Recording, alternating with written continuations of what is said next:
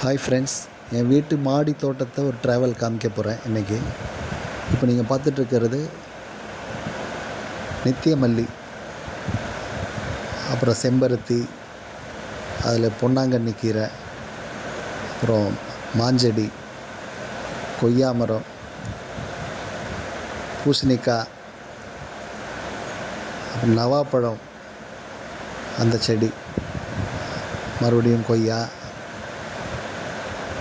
அதிலே பாவக்காய் கொடியெல்லாம் இருக்குது. அப்புறம் துளசி செடி, பூசணிக்காய், புதினா, மணத்தக்காளி,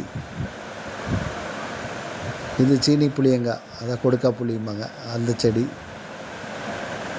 அதிலே பாவக்காய் கொடியை படர விட்டுருக்கேன். பூசணிக்காய் கொடியும் அதிலே படர விட்டுருக்கேன். இது செம்பருத்தி.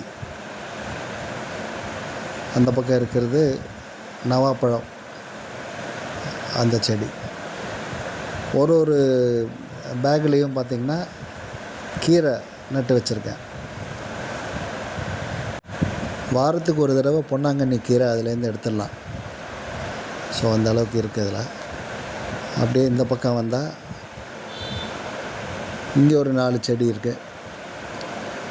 ஸோ இதுலேயும் கொய்யா இருக்குது, பூசணிக்காய் கொடி இருக்குது, நவாப்பழம் அந்த செடி இருக்குது, பாவக்காய் கொடி இருக்குது. ஸோ இது காற்றுக்கு அடிக்கடி விழுந்துருதுன்னு சொல்லிட்டு ரொம்ப க்ளோஸாக வச்சுருக்கேன். மாடியில் ரொம்ப காற்று அடிக்கிறதுனால அடிக்கடி சாஞ்சிருது. அதனால் இப்படி கொஞ்சம் க்ளோஸாக ஒட்டி வச்சுருக்கேன். ஸோ இதில் பார்த்திங்கன்னா அந்த பூசணிக்காய் பூவெல்லாம் தெரியும், நிறைய பூத்துருக்கு. அந்த பக்கம் பார்த்திங்கன்னா பாவக்காய் காய்ச்சி தொங்குது, பாவக்காய். ஸோ ஆல்ரெடி இது எப்படியும் ஒரு 10 நாளைக்கு ஒரு தடவை பாவக்காய் வந்துகிட்டே இருக்கும். ஸோ ஒரு குழம்போ, ஒரு பொரிச்ச குழம்பு, அந்த மாதிரி எதாவது பண்ணலாம் அதை வச்சு. பாவக்காய் காய்ச்சிருக்கு. ஸோ இப்போ இந்த காற்று அதிகமாக இருக்கிறதுனால எல்லாத்தையும் கொஞ்சம் க்ளோஸாக வச்சுருக்கேன். ஸோ ஒன்றோடு அப்படியே பைண்டப் ஆகி நிற்கிது. அந்த கொடி படுறதுக்கும் கொஞ்சம் தேவைப்படுது குச்சி. ஸோ இந்த ஸ்டெம் அதை யூஸ் பண்ணிக்கிட்டுன்னு சொல்லிட்டு நான் கொஞ்சம் க்ளோஸாக வச்சுருக்கேன். காலையில் ஒரு தடவை, சாயந்தரம் ஒரு தடவை, 2 நேரம் தண்ணியை ஊற்றுவேன் இதுக்கு. காலையில் வெயில் வர்றதுக்கு முன்னாடி, சாயந்தரம் வெயில் தாழ்ந்ததுக்கப்புறம் 2 நேரம் ஒரு கப்பு தண்ணி ஊற்றினாலே போதும். இந்த செடியெல்லாம் நிலத்தில் வச்சுருந்தா இன்னும் சூப்பராக வந்திருக்கும். ஆனால் இப்போ அதுக்கு வழி இல்லாதனால மாடியில் வச்சுருக்கேன். கீழே அந்த அளவுக்கு இடம் இல்லை, நான் அப்பார்ட்மெண்ட்டுங்கிறனால.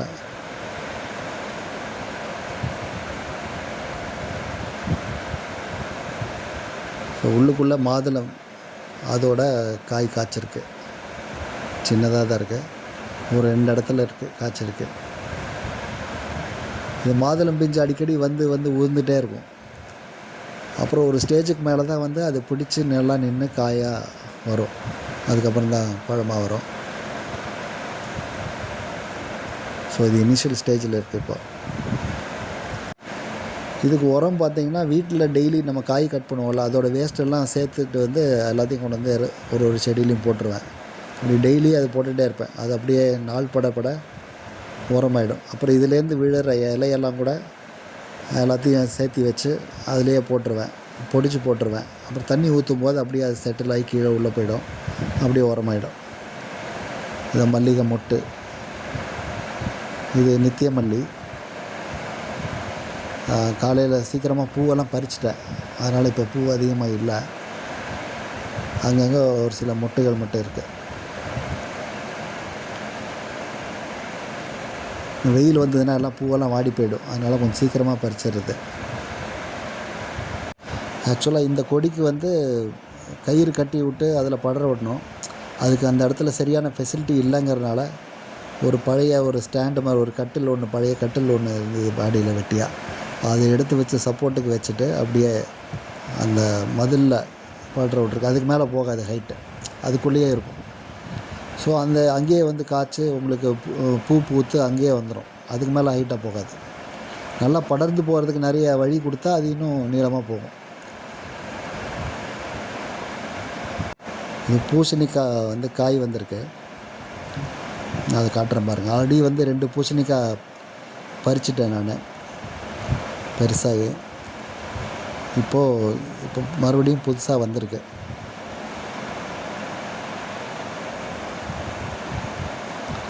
இது அடுக்குமல்லி.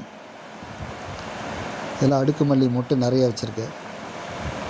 இதெல்லாம் விரிஞ்சால் நல்லா பெருசு பெருசாக இருக்கும். பயங்கர வாசனையாக இருக்கும். அந்த செடிக்கு பக்கத்தில் போகும்போதே நல்ல வாசனையாக இருக்கும்.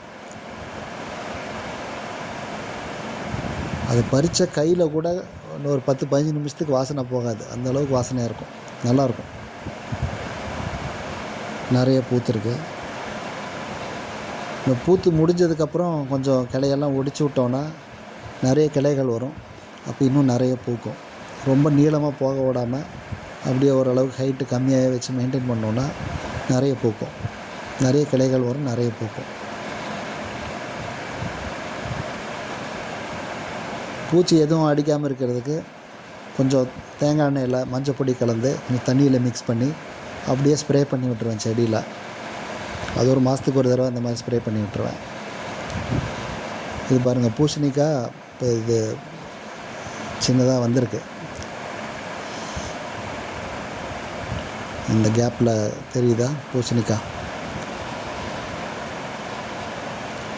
சின்னதாக வந்திருக்கு பாருங்கள்.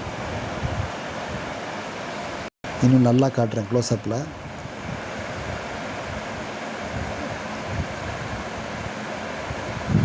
இது ஒன்று. இது இல்லாமல் இன்னொரு காய் வந்திருக்கு வேறு இடத்துல, அதையும் காட்டுறேன். இது வந்து துளசி இருக்குது. துளசி செடியில் பாவக்காய் கொடி படர்ந்துருக்கு. அதுலேயே வந்து இன்னொரு பூச்செடியும் இருக்குது. இது வந்து பாரிஜாதம். எப்போயாவது ஒரு தடவை தான் மொட்டு வைக்கும். அதுக்கப்புறம் பூ வந்ததுன்னா நல்லா பெருசாக வரும். இது கொய்யா வந்து ரொம்ப ஹைட்டாக போயிடுச்சு. ஹைட்டாக போயிட்டு காற்று அடிக்கும்போது கீழே விழுந்ததுனால மேலே கொஞ்சம் கிளையெல்லாம் உடச்சி விட்டுட்டேன். இனி சைடில் வந்து புதுசாக கிளைகள் வரும். அதுலேயே வந்து எலுமிச்சையும் இருக்குது. இந்த தொட்டிலேயே எலுமிச்சையும் இருக்குது. அப்புறம் சுண்டைக்காய் செடியும் இருக்குது. கீழே இருக்கிறது வந்து எலுமிச்சை. இப்போ நீங்கள் பார்க்குறது சுண்டைக்காய் செடி. அது பூச்சி வந்து எறும்பெல்லாம் வந்து முட்டை வச்சு செடி கொஞ்சம் இதாகி போச்சு, வீணாக போச்சு. இது இப்போ மறுபடியும் ரெடி பண்ணி மறுபடியும் வருது. இதில் வந்து புதினா இருக்குது. அது புதினா இலை. மணத்தக்காளி செடியும் இருக்குது. இதில் செடி வந்து ஆல்ரெடி நல்லா காய்ச்சி இலையெல்லாம் எடுத்துட்டோம். இப்போது எல்லாம் கொஞ்சம் காயிற ஸ்டேஜில் இருக்குது. மறுபடியும் நட்டு வச்சோன்னா மறுபடியும் வரும். இது கொய்யா செடி நிறைய இருக்கான்னா இன்னும் ஒரே காய் தான் வந்திருக்கு இது வரைக்கும். இன்னும் பெருசாக ஒன்றும் காய்க்கலை.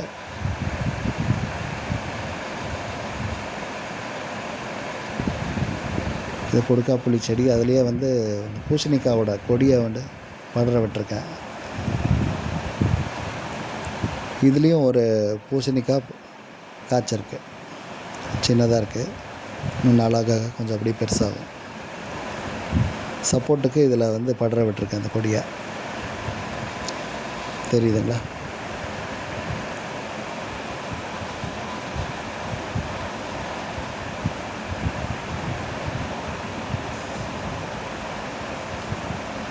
ஸோ இதுதான். அதில் மறுபடியும் இன்னும் நிறைய பிரான்ச்சஸ் வருது.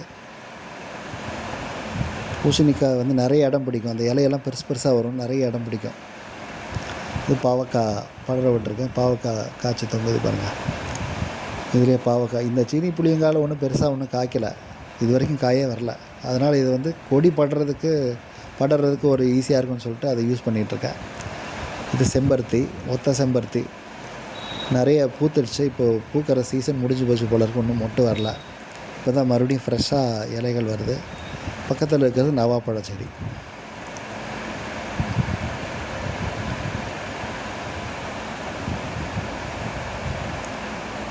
ஸோ தண்ணி ஊற்றும்போது அப்படியே கொஞ்சம் தண்ணியும் தெளித்து விட்ருவேன். அப்போ நல்லா ஃப்ரெஷ்ஷாக பார்க்குறதுக்கு ஃப்ரெஷ்ஷாக இருக்கும். இதுதான் என்னோடய மாடி தோட்டம். உங்களுக்கு பிடிச்சிருக்கும்னு நினைக்கிறேன். பிடிச்சிருந்தா இந்த வீடியோவை லைக் பண்ணுங்கள், சப்போர்ட் பண்ணுங்கள், ஷேர் பண்ணுங்கள், சப்ஸ்கிரைப் பண்ணுங்கள் இந்த வீடியோவை. இது ஃபஸ்ட்டு வீடியோ என்னோடய சேனலில். Please subscribe. தேங்க்யூ.